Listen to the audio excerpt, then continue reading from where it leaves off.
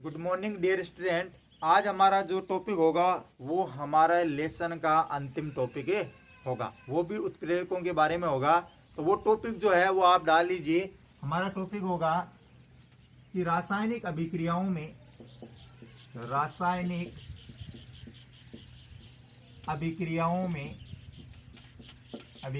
में उत्प्रेरक की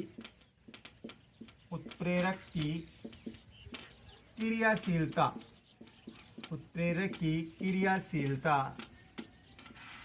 को प्रभावित करने वाले पदार्थ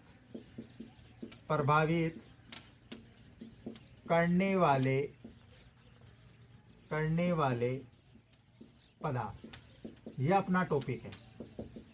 ठीक है, ये अपना क्या है, टॉपिक है कि रासायनिक अभिक्रियाओं में जो हम उत्प्रेरक यूज में लेते हैं, ठीक है ना, उन उत्प्रेरकों की क्रियाशीलता जो होती है, कार्य करने की जो प्रकृति होती है उनकी, ठीक है ना, उन प्रकृति को वो प्रभावित करने वाले जो रासायनिक पदार्थ है वो कौन कौन से हैं। वो दो होते हैं, ठीक है ना। अब देखिए वो होते कौन कौन से। नंबर एक, ठीक है, एक तो होता है उत्प्रेरक वर्धक, ठीक है, और एक होता है दूसरा उत्प्रेरक विष। ये दो प्रकार के होते हैं, उत्प्रेरक विष और उत्प्रेरक वर्धक, ठीक है ना। विष का मतलब आप समझ गए होंगे जहर, ठीक है ना, जहर क्या करेगा, कम, ठीक है ना। वर्धक का मतलब होता है बढ़ाना, वर्धक का मतलब क्या होता है, बढ़ाना। तो ये दो प्रकार है, ठीक है ना। इन दोनों प्रकारों के बारे में हम चर्चा करेंगे। नंबर एक आप डाल लीजिए उत्प्रेरक वर्धक, नंबर एक डाल लीजिए आप इसमें उत्प्रेरक वर्धक, ठीक है।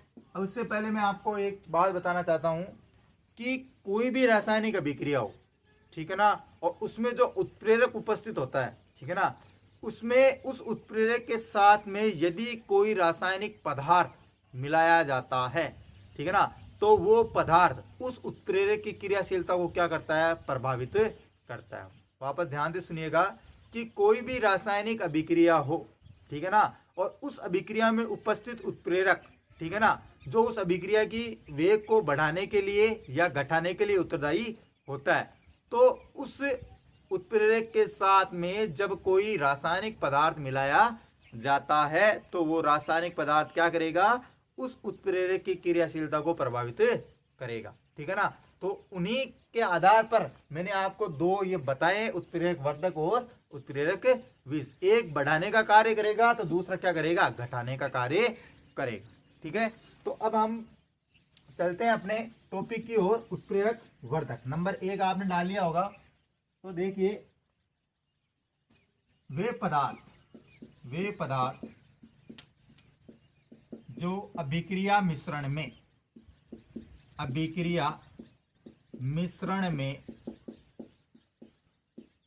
में उत्प्रेरक के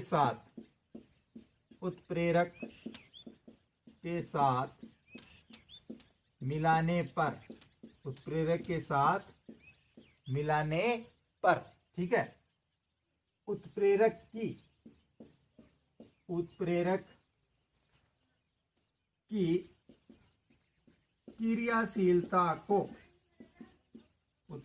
की क्रियाशीलता को बढ़ा देते हैं, ठीक है ना, उत्प्रेरक वर्धक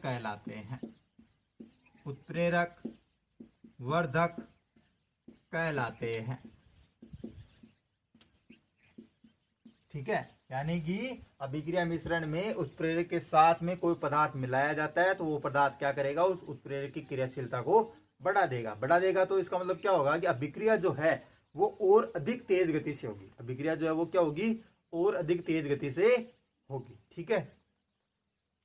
तो अब देखिए इसके एग्जाम्पल, इन एग्जाम्पलों से आप भली भांति परिचित है। केवल मैं यहाँ पर उत्प्रेरक ऐड करूंगा और वो रासायनिक पदार्थ, ठीक है ना, जिसको मिलाया जा रहा है उत्प्रेरक के साथ, वो ऐड करूंगा, और बाकी आप सभी एग्जाम्पल से क्या हो, परिचित हो, ठीक है। जैसे देखिए नंबर एक, N2 + 3H2 2NH3, परिचित हो, ठीक है ना। यहां पर हम क्या लिखेंगे, फेरस और मोलिब्डेनम, अब देखिए यहाँ पर उत्प्रेरक कौन है, ठीक है ना, यहाँ पर उत्प्रेरक है फेरस। कौन है? फेरस, ठीक है ना। और ये MO है, ठीक है ना। MO क्या है यहाँ पर? MO का मैं यहाँ पे नाम लिख देता हूँ। MO को हम बोलते हैं मोलिब्डेनम चूर्ण, मोलिब्डेनम चूर्ण, मोलिब्डेनम चूर्ण, ठीक है ना, MO, ठीक है। अब देखिए फेरस क्या अपना आयरन है, ठीक है। तो जब इस अभिक्रिया के अंदर क्या होगा, इसकी एक थ्योरी लिखी हुई अपनी बुक के अंदर। वो थ्योरी इस प्रकार है कि अभिक्रिया मिश्रण में उत्प्रेरक आयरन, ठीक है ना, आयरन जो है, जब उसके साथ में ये MO यानी कि मोलिब्डेनम चूर्ण मिला दिया जाता है तो इस फेरस यानी कि आयरन की क्रियाशीलता क्या हो जाती है? बढ़ जाती है। क्रियाशीलता क्या हो जाती है? बढ़ जाती है। वापस सुनिएगा कि ये जो मोलिब्डेनम चूर्ण है, ठीक है ना, उत्प्रेरक आयरन के साथ जब मिलाते हैं इसको तो ये क्या करेगा? इस फेरस यानी कि आयरन की क्रियाशीलता को बढ़ा देगा और जो गति होगी अभिक्रिया की वो पहले से कहीं ज्यादा तेज हो जाएगी, ठीक है ना। यानी कि अभिक्रिया जो होगी वो पहले से ज्यादा तेज हो जाएगी और कम समय में क्या होती हुई दिखेगी? पूर्ण होती हुई नजर आएगी, ठीक है ना। यानी कि उत्पाद जो होंगे बहुत जल्दी बनने लग जाएंगे। दूसरा एग्जाम्पल है इसका, ये भी आपको पता है, पढ़ा हुआ है अपना पहले भी, वनस्पति तेल का क्या करवाया गया? हाइड्रोजनीकरण, ठीक है ना, ठीक है। बनेगा क्या अपना? वनस्पति, क्या बनेगा? वनस्पति घी। क्या बनेगा जी?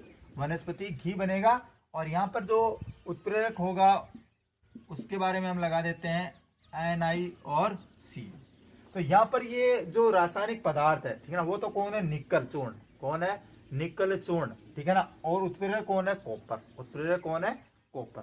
तो देखिए यहाँ पर क्या होगा कि यहाँ पर जो ये निकल चूर्ण है, ठीक है ना, वो कॉपर उत्प्रेरक की क्रियाशीलता को क्या कर देगा? बढ़ा देगा। कॉपर उत्प्रेरक की क्रियाशीलता को क्या कर देगा?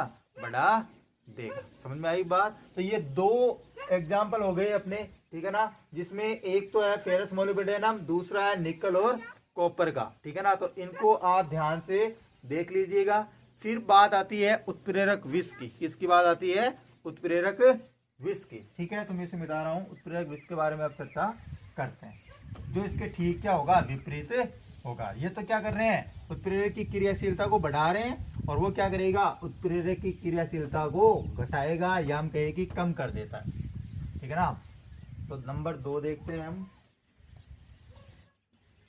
उत्प्रेरक विष। उत्प्रेरक विष, ठीक है। तो देखिए इसकी कि वे पदार्थ जो अभिक्रिया मिश्रण में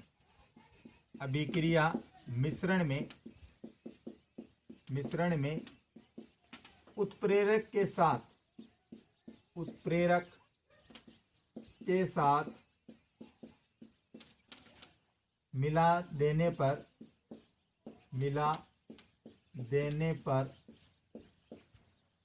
उत्प्रेरक के साथ मिला देने पर उत्प्रेरक की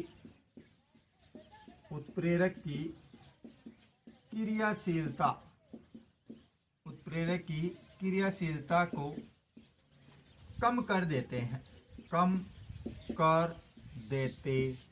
उत्प्रेरक की क्रियाशीलता को क्या कर देंगे? कम कर देंगे, ठीक है ना। अब देखिए इसका एग्जाम्पल, वही एग्जाम्पल लेते हैं N2, एक ही एग्जाम्पल, N2 + 3H2 बनेगा क्या? 2NH3, ठीक है। अब यहां पर हम क्या करेंगे? फेरस, ठीक है ना, और CO क्या है? यहाँ पर एक गैस, ठीक है ना। और CO का पूर्ण नाम क्या है? पूरा नाम क्या होता है? इसको बोलते क्या? रासायनिक नाम कार्बन मोनोऑक्साइड। क्या है इसका? Carbon monoxide. और Fe क्या? अपना फेरस यानी कि आयरन। तो ये देखिए इसके अंदर क्या होगा कि जब ये अभिक्रिया मिश्रण है, इस अभिक्रिया मिश्रण में उत्प्रेरक कौन है? फेरस है, ठीक है ना। तो ये जो CO है वो एक रासायनिक पदार्थ है जिसको हम फेरस के साथ में मिलाते हैं तो ये अभिक्रिया की गति को क्या कर देगा? कम कर देगा। कैसे कम करेगा? क्योंकि उत्प्रेरक की क्रियाशीलता क्या हो जाएगी? प्रभावित हो जाएगी। यानी कि उत्प्रेरक की क्रियाशीलता को ये घटा देता है, ठीक है ना। ठीक है। उत्प्रेरक विष का कार्य कौन कर रहा है, यहाँ पर CO कर रहा है। कौन कर रहा है, CO, ठीक है ना। तो यहाँ पर उत्प्रेरक विष तो CO हुआ और Fe क्या है, अपना उत्प्रेरक, ठीक है ना। तो इस Fe उत्प्रेरक की क्रियाशीलता क्या हो जाती है, कम हो जाती है। फलस्वरूप अभिक्रिया की गति भी क्या हो जाती है, कम हो जाती है, ठीक है। तो ये तो वे अपने दो उत्प्रेरक, एक उत्प्रेरक वर्धक, दूसरा उत्प्रेरक विष। अब अपना ये इसी टॉपिक से रिलेटेड है उत्प्रेरकों के गुणधर्म, जो अपना क्या है अंतिम टॉपिक है, ठीक है ना। कि उत्प्रेरकों के बारे में इतना हमने पढ़ा, ठीक है ना। इन उत्प्रेरकों से जो सारांश निकलता है वही उनके क्या होंगे, गुणधर्म, वही उनके क्या होंगे, गुणधर्म। तो देखिए हम गुणधर्मों के बारे में चर्चा करेंगे। गुणधर्म क्या क्या होते हैं उत्प्रेरकों के, वो हम पढ़ते हैं। हेडिंग डाल लो आप, उत्प्रेरकों के गुणधर्म।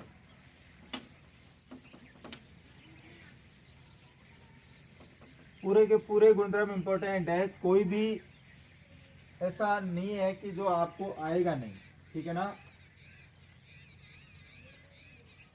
नंबर डाल लो आप, पहले हेडिंग डाल लो, उत्प्रेरक के गुणधर्म, उत्प्रेरक के गुणधर्म।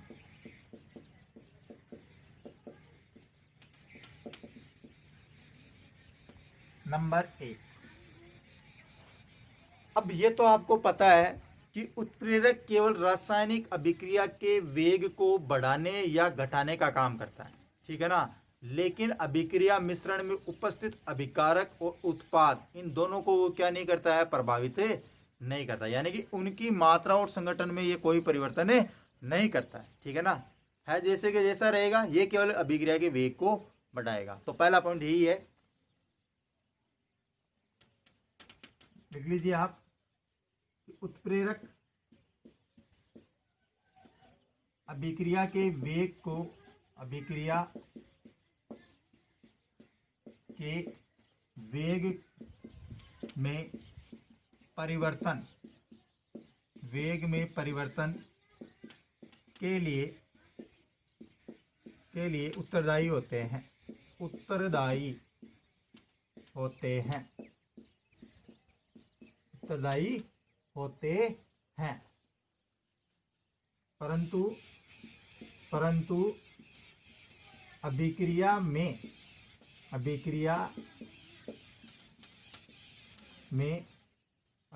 मिश्रण कर लो, चाहे अभिक्रिया मिश्रण में मात्रा व संगठन को में उपस्थित मात्रा व संगठन को परिवर्तित नहीं करते हैं, परिवर्तित नहीं करते हैं। नंबर 1 पॉइंट, ठीक है। फिर देखिए दूसरा पॉइंट क्या होगा, हमने उत्क्रमणीय अभिक्रियाएं पढ़ी। कौन सी अभिक्रियाएं पढ़ी, उत्क्रमणीय अभिक्रियाएं। और वो उत्क्रमणीय अभिक्रियाओं में 2 भाग पढ़े हमने उत्क्रमणीय अभिक्रिया, अग्र अभिक्रिया और प्रतीप अभिक्रिया। तो अग्र अभिक्रिया में और प्रतीप अभिक्रिया में, ठीक है ना, जो वेग होता है दोनों अभिक्रियाओं के लिए, ठीक है ना, उसमें उत्प्रेरक जो होता है वो समान रूप से कार्य करता है। उत्प्रेरक क्या करता है, समान रूप से कार्य करता है। तो दूसरा पॉइंट जो होगा अपना ये होगा, उत्क्रमणीय अभिक्रियाओं में अग्र व प्रतीप अभिक्रिया के लिए, अग्र व प्रतीप अभिक्रिया के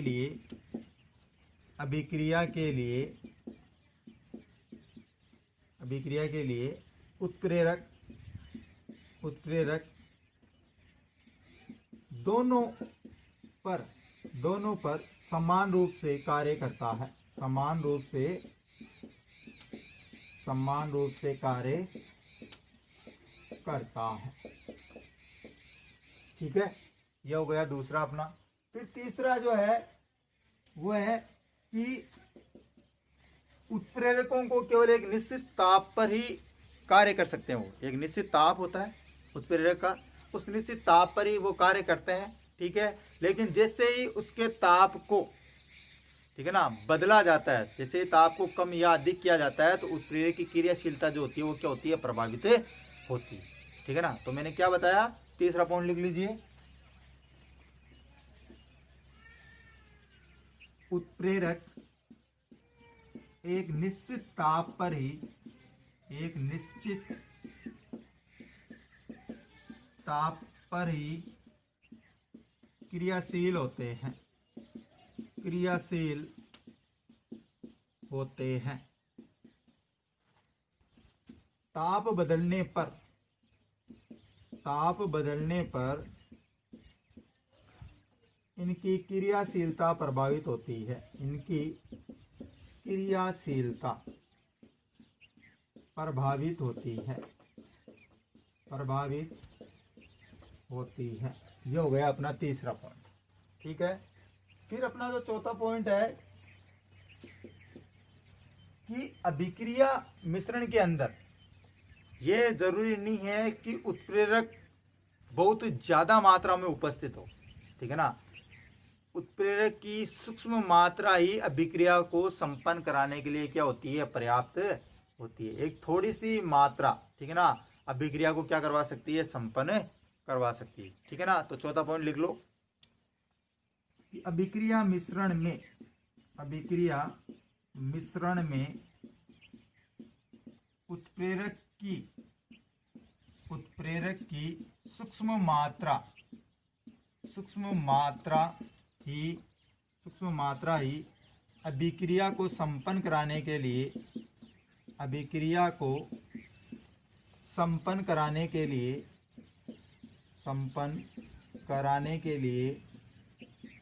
कराने के लिए पर्याप्त होती है, पर्याप्त होती है।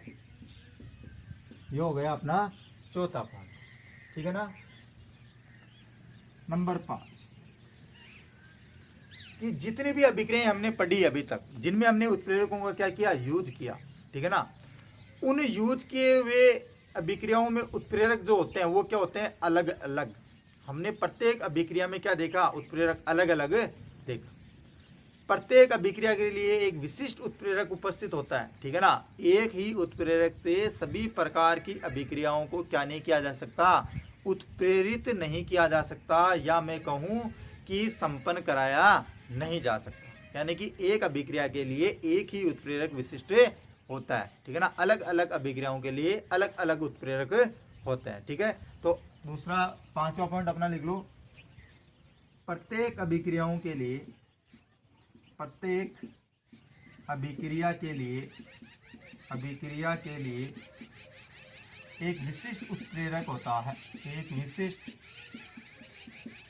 उत्प्रेरक होता है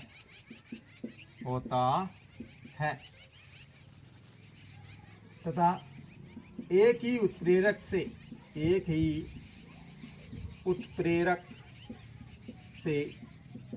सभी अभिक्रियाओं को उत्प्रेरित नहीं किया जा सकता, नहीं किया जा सकता है।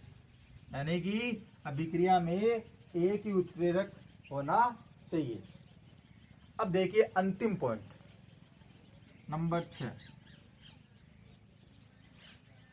अभिक्रिया में जो उत्प्रेरक उपस्थित होता है वो उत्प्रेरक अभिक्रिया को प्रारंभ करने का कार्य नहीं करता। अभिक्रिया में जो भी उत्प्रेरक होगा वो अभिक्रिया को प्रारंभ नहीं करेगा, बल्कि उसके वेग को क्या करेगा, बढ़ाएगा या घटाएगा, वेग में परिवर्तन करेगा। ठीक है ना, लेकिन अभिक्रिया को प्रारंभ नहीं करेगा। तो अंतिम पॉइंट लिख लीजिए अपना, उत्प्रेरक अभिक्रिया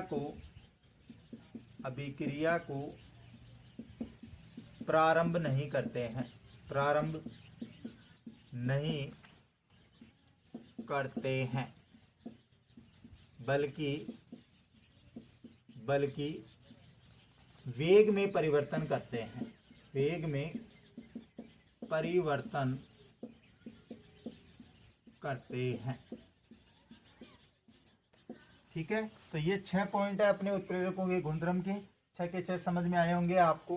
ठीक है, तो अब देखिए मैं आपको बता देता हूँ, आज ये हमारा जो टॉपिक है अध्याय 6, ठीक है ना, रासायनिक अभिक्रियाएं एवं उत्प्रेरक कंप्लीट होता है। ठीक है, आप सभी विद्यार्थियों से निवेदन है कि इसके जितने भी क्वेश्चन आंसर है वो आपको अपनी होमवर्क की जो नोटबुक है उसके अंदर आपको करने, ठीक है ना, पूरे क्वेश्चन करने हैं, चाहे लघुतात्मक हो, अति लघुतात्मक हो, निबधात्मक हो, ठीक है ना, किसी भी क्वेश्चन को छोड़ना नहीं है। ठीक है, प्लस अब हम एक नए टॉपिक के या हम कहें कि एक नए अध्याय के साथ में हम मिलेंगे।